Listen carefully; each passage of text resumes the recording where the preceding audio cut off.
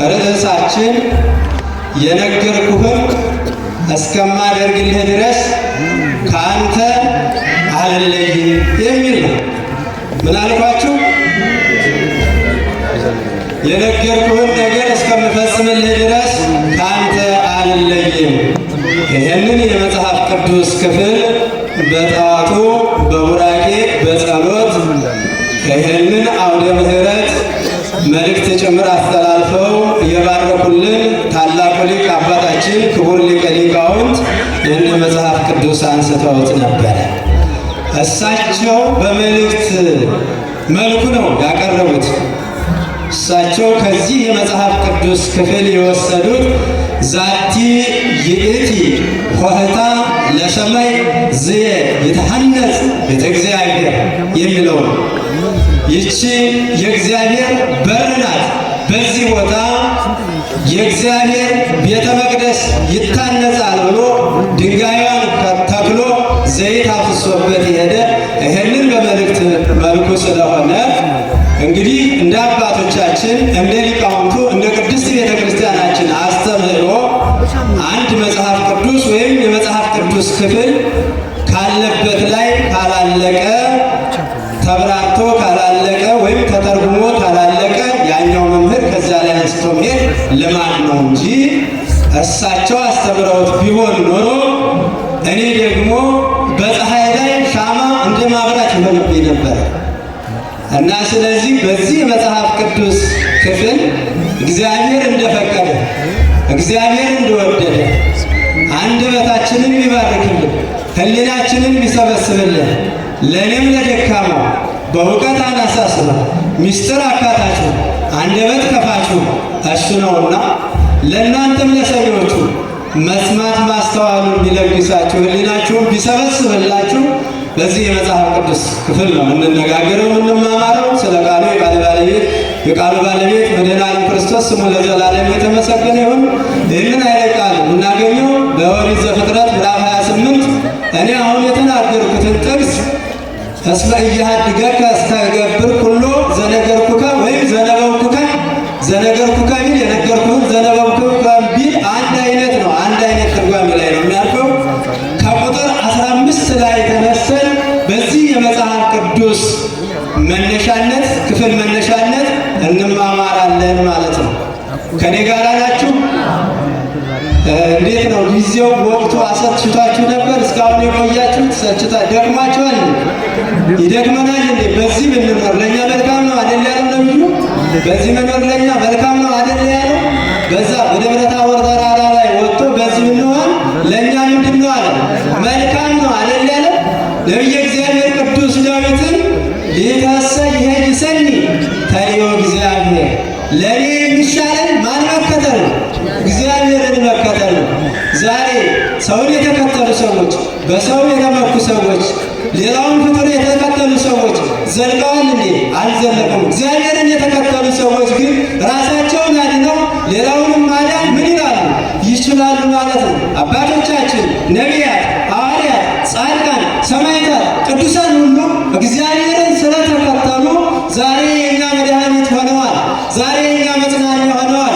ሪፈር የማይጻፍባት ቤተ ክርስቲያን ከዚህ መድኃኒት አልቋል ወደዚያ ሂድ የማይባልባት ሁላችን ሕሊናችን የሚሰበሰብባት ሁላችን ቋጠሯችን የሚፈታባት ሁላችን ድህነት የምናገኝባት ሁላችን የምንረጋጋባት የሁላችን ሕይወት የሚረጋጋባት የሚታደስባት ይህች ቤተ ክርስቲያን ናት። ይህችን ቤተ ክርስቲያን ደግሞ ያቆዩን አሁን የጠቀስኩላችሁ ስማቸውን የጠራናቸው ቅዱሳን ነቢያት፣ ሐዋርያት፣ ሰማዕታት፣ ጻድቃን ናቸው ማለት ነው። እውነቱ ይሳሰብ እውነት ነው።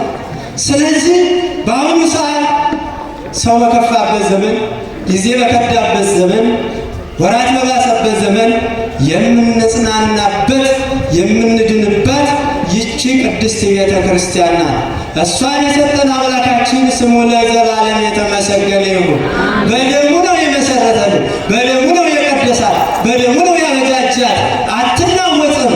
በሰማይ ላይ ሲሏት በምድር አለች፣ በምድር ሲሏት በሰማይ አላት።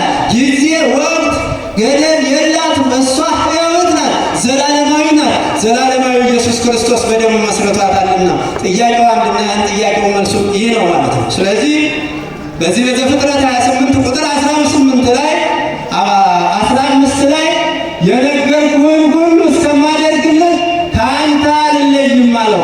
ይህ ኃይለ ቃል የተነገረው ለቅዱስ ያዕቆብ ነው። ቅድም እንደተባለ ሁሉ ቅዱስ ያዕቆብ ከ12ቱ ነገደ እስራኤል አንዱ ሲሆን ያዕቆብ ከወንድሙ ከዔሳው ሸሽቶ ከቤርሳቤ ተነስቶ ወደ ካራን በሚሄድበት ጊዜ መሸበትና ከመንገድ ላይ አደረ።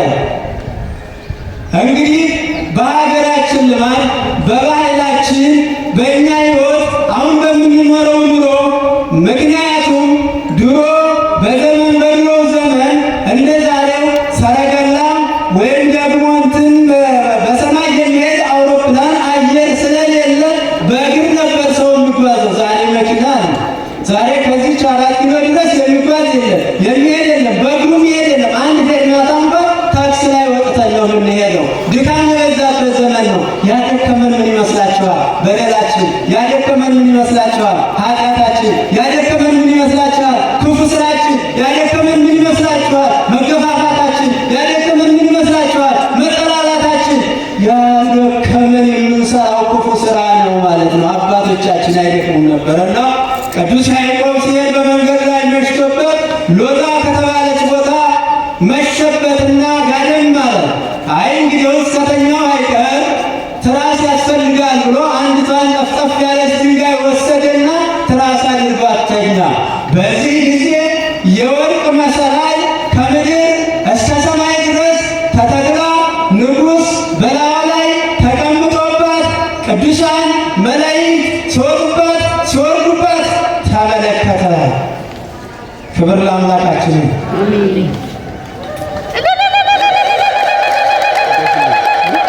ከዚህ በኋላ ቅዱስ ያዕቆብ ራሱን ጠየቀ።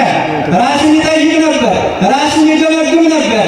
እኔ ጨለማ ብርሃን ተሽሮ ጨለማ በሚሾምበት ጊዜ ሲመሽብኝ እዚህ ተኛው ይሄን ያክል ምስጢር ይገለጽልኛል ብዬ መቼ አስቤው ነበረ? አንተ ለሰው ልጆች መልካም የምታደርግ ርኅራኄ፣ ተስፋ አንተ የማያልቅብህ ተስፋ ስንዳን ረዳያን እንዲዋል ለተሰደዱት የምትደርስላቸው ለተበደሉት የምትበቀልላቸው ይህ ምስጢር ያንተ ነውና አብዝተህ ግለጽልኝ ብሎ ፈጣሪውን ጠየቀ። ራሱንም ጭምር ጠየቀ። እኔ ይሄን ያህል አልጠበቅኩም ነበር አለ። እኔና እናንተ በሕይወት ጉዟችን የዚህ ዓለም ኑሮ ጉዞ ነው። የዚህ ዓለም ኑሮ መንገድ ነው። መንገድ ቀስ እያሉ ይሄዱታል። እኔና እናንተ በመንፈሳዊ ሕይወታችን ስናድግ ቀስ እያልን ነው።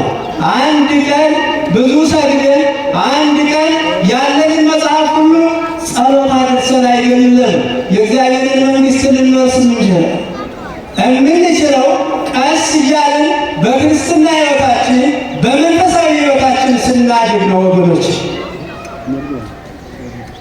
አንድ ሰው ነበር። እዚህ ላይ አንድ ነገር ልንገራችሁ እና አባቱ ዳዊት ደጋሚ ናቸው። ምንድናቸው አልኳችሁ? ዳዊት ደጋሚ ናቸው። ዳዊት ታውቃላችሁ፣ ጸሎቱ አባቶቻችን ሊቃውንት ጸሎቱ መዶሻ ነው ይላሉ። ዳዊት የሚደግሙ ሰው እድሜ ይረዝማል ይላሉ። ዳዊት የሚደግሙ ሰው አይኖርም። ዳዊት የሚደግሙ ሰው ጠላት አያሸንፈውም። ራሱ ልበ አምላክ ዳዊት ያንን ጎልያድን በአንድ ጠጠር እንደጣለው በእኛ ላይ ዲያብሎስ ስልጣን የለውም። ዳዊት ምንደግም ከሆነ እኚህ ታላቅ አባት ዳዊት ደጋሚ ናቸው። ግን አንድ ፍሬ የሰጧቸው አንድ ወንድ ልጅ ነበራቸው። እንግዲህ መንፈቁ ለሐሳብ ወመንፈቁ ለክብር ስለሚል መጽሐፉ ይህ ልጅ ደግሞ እንደሳቸው ዳዊት መድገም አይደለም ከቤቱ ሲወጣ አንድ አቡነ ዘበሰማያት አባታችን ሆይ ብሎ እንኳን መውጣት አይችልም። አንዳንዶቹ 10 ወልደው 10 እንዲወልዱ 10ም ይባረክላቸዋል። አንዳንዶቹ አንድ ወልደው ያው አንዱ ይባረክላቸዋል። አይደለም አባታችን አቡነ ተክለ ሃይማኖት ወንድም አላቸው አይደለም ማለት ያው የተባረኩ ናቸው። ገብረ መንፈስ ቅዱስም እንደዚህ ሌሎቹ ጻድቃን አንድ ናቸው፣ ግን ያው አንዱ የተባረከ ነው። የዚህ ልጅ ደግሞ የኛ አባት ልጅ ደግሞ እሳቸው ጸሎተኛ ናቸው። እንዳጋጣሚ ሆኖ ልጃቸው አልተባረከላቸው ነው። እሳቸው ሲጸልዩ ቤተክርስቲያን ሲገሰግሱ ልባቸውን ሲያፈሱ ጻድቃን መካነ ጻድቃን ሲደርሱ ምጽዋ ሲመጸውቱ ሲያለቅሱ ሲያነቡ ፈጣሪያቸውን ሲለምኑ እሱ ደግሞ ሲያጨስ ሲጠጣ ሲሰርቅ ሲመዘብር ሰውን ሲያሳዝን ሰውን ሲያስለቅስ ይውላል። አለመታደል እኮ ነው። ከዛ በኋላ